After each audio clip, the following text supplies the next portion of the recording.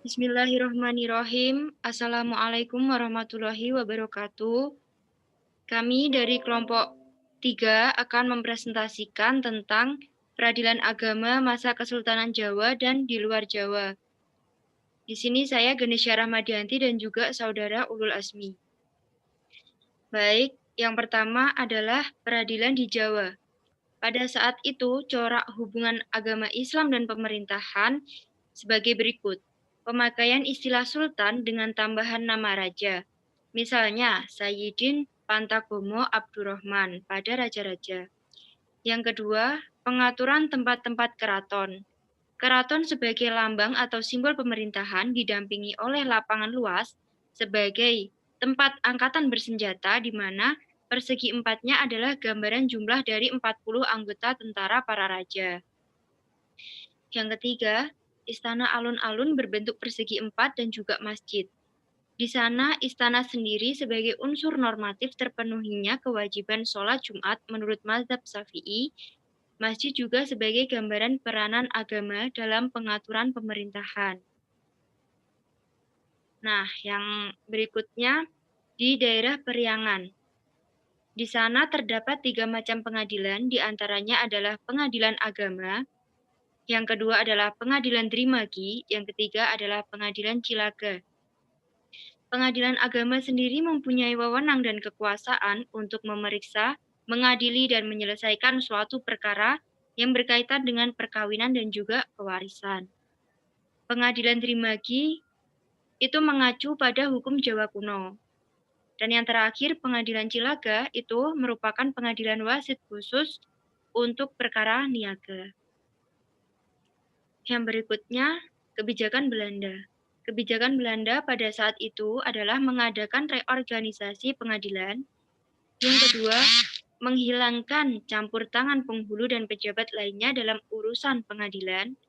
Yang ketiga, para penghulu dibiarkan mengurus soal-soal perkawinan, perceraian, dan lain sebagainya, tapi tidak diberi peraturan. Segala sesuatu diserahkan kepada adat dan juga kebiasaan. Yang berikutnya, pada daerah Betawi.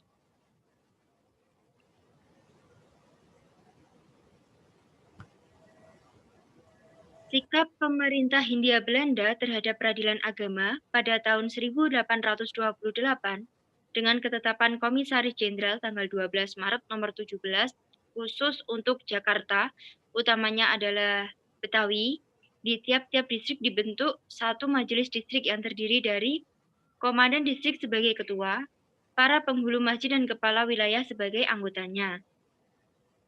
Di situ juga ditetapkan apabila terjadi sengketa antara orang-orang Jawa satu sama lain mengenai soal-soal perkawinan, pembagian harta, dan sengketa, maka harus diputus menurut hukum Islam.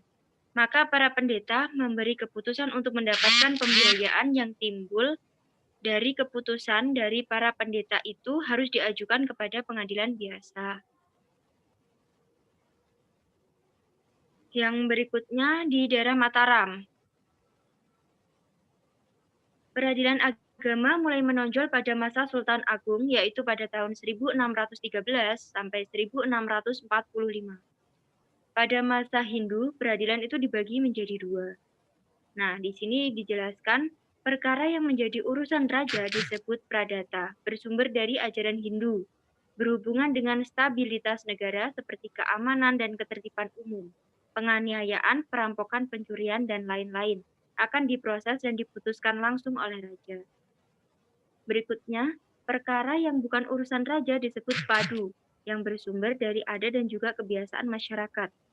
Yang ketiga, pada masa peradilan Islam, Sultan Agung beliau memasukkan unsur hukum ajaran Islam di lembaga peradilan. Yang berikutnya di daerah Surakarta dan juga Yogyakarta. Semula, pengadilan agama di daerah ini tuh cukup luas. Namun setelah dikeluarkannya Titblet nomor 33 tahun 1847, penghulu tidak boleh mengadili Surambi di zaman pemerintahan Sultan Agung. Dan disebutkan juga pada pasal 78 Regering Reglement tahun 1854 berisi dua hal mengenai wewenang pengadilan agama, yaitu peradilan agama tidak berhak dalam perkara pidana. Yang kedua, apabila menurut hukum agama adat yang perkara itu harus diputuskan oleh mereka atau penghulu peradilan agama. Yang terakhir adalah di Banten. Banten adalah sebuah kerajaan Islam yang menggunakan suatu hukum Islam yang tidak lagi dipengaruhi oleh hukum adat, Buddha ataupun Hindu. Ada masalah yang sangat menemukan situasi di Banten, hanya ada satu pengadilan yang dipimpin oleh Kodi sebagai hakim. Akan dicurigai, pengadilan dilaksanakan oleh Kodi orang Islam dan sudah sering identifikasi yang tadi.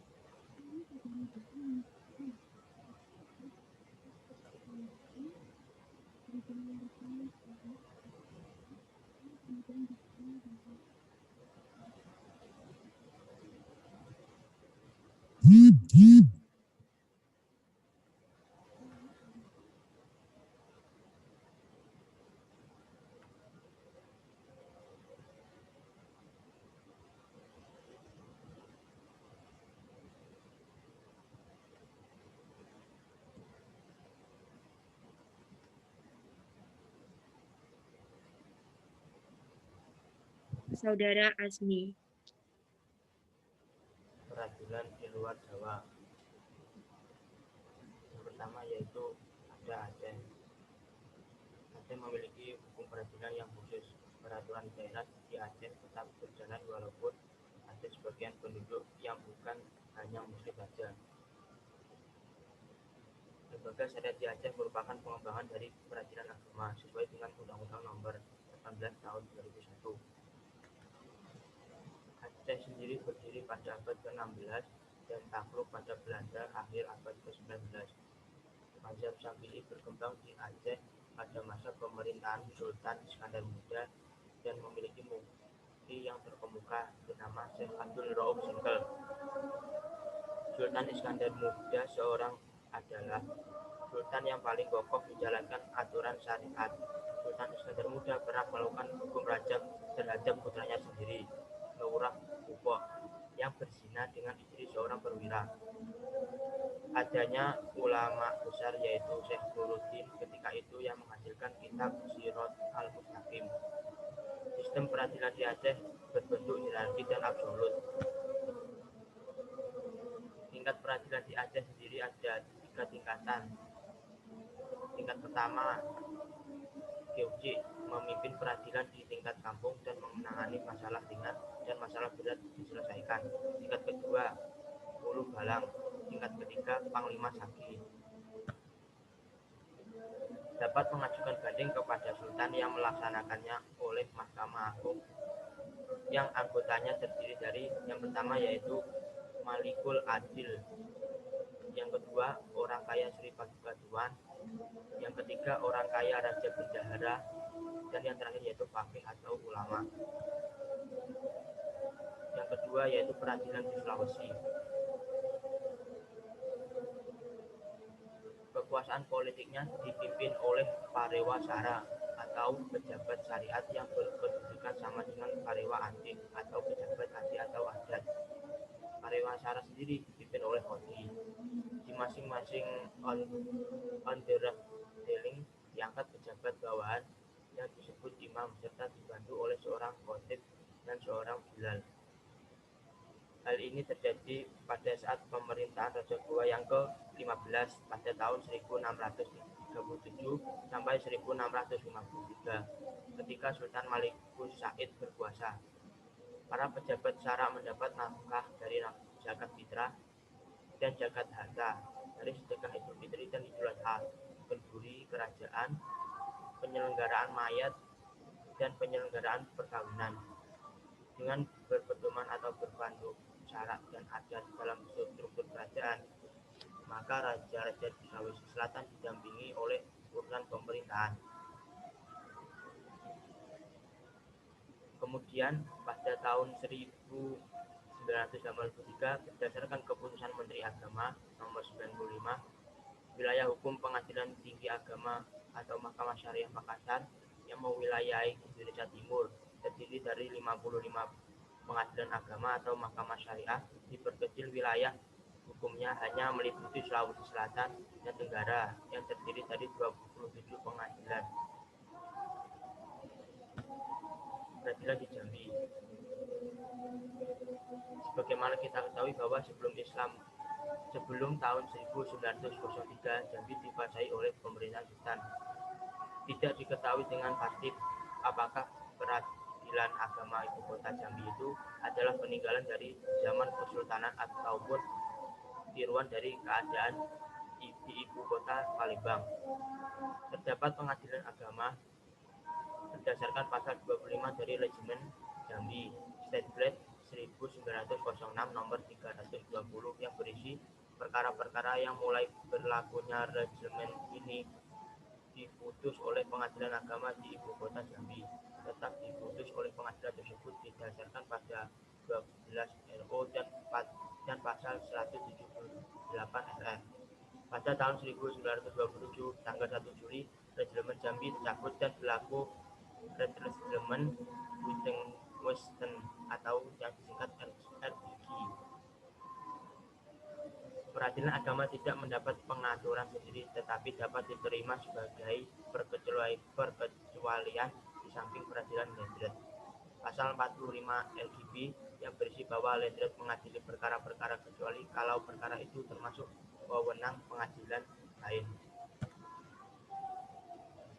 Terus selanjutnya peradilan Palembang. Peradilan agama tidak ada sebelum tahun 1821 dengan ketetapan Gubernur Jenderal pada 3 Juni 1823 bahwa di Palembang didirikan pengadilan agama untuk mengadili perkara mengenai perkawinan, perceraian, dan waris.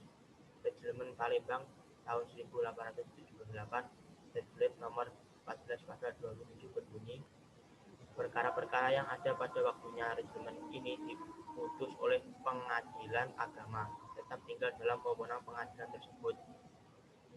Pada waktu mulai berlakunya LGB pada 1 Juli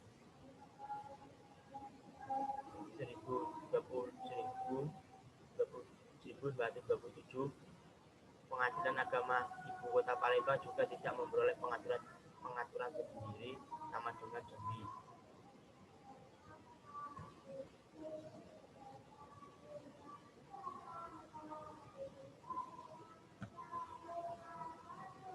Selanjutnya peradilan di Bengkulu.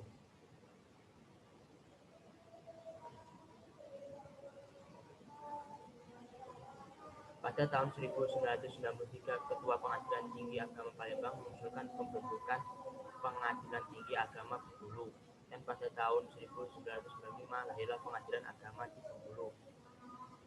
Berdasarkan proses terbentuknya Pengadilan Agama di Bengkulu tersebut, keadaan di kota Bengkulu sama dengan di kota Palembang. Selain itu, keadaan di kota Bengkulu sama dengan keadaan di kota Jambi dengan dilihat dari pasal 25 6 dari Regimen Bengkulu Statblad 1880 nomor 32. Selanjutnya yaitu di Sumatera Barat. Pada tahun 1957 melalui penetapan Menteri Agama dibentuklah 22 pengadilan agama untuk wilayah tinggi Sumatera Barat, Jambi dan Riau. Pengadilan tingkat bandingnya berkedudukan di Bukit Tinggi. Tanggal 1 Agustus tersebutlah yang dianggap sebagai hari jadi Pengadilan Tinggi Agama Padang. Terdapat peradilan agama yang tampaknya tidak diakui oleh pemerintah Belanda, sehingga tidak pernah sampai kepada Landrat untuk memperoleh eksekulator berkeliling. Pengadilan agama tersebut selalu disebut dengan nama sidang Jumat atau rapat ulama atau rapat agama. Peradilan di Sumatera Timur tidak mengenal peradilan agama. Lalu di Lampung, tidak mengenal peradilan agama secara pasti, namun atas inisiatif rakyat Kewedanan Kalianda diadakan satu Dewan Penghulu tahun 1925, di mana soal keagamaan dibawa kepada penghulu, khotib, dan bilal, yang pelaksanaannya tidak dapat dilakukan apabila tidak dipatuhi secara sukarela. Yang terakhir yaitu di Bangka Belitung,